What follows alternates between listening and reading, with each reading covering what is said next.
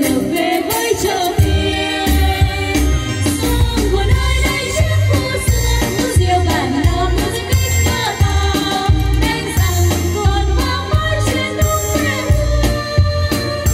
Hôm nay cô mới đang hiện lên trong mây, nhà tầng cao con đường rộng mở nước nắng sáng ngời, đẹp như hoa đào nở giữa rừng núi, là tình yêu em gửi trọn niềm tin. Nhắc cùng ai về với nơi đây, cùng chung tay xây dựng cho quê hương tươi đẹp ơi vân hồ đang ngỡ ngàng hoa.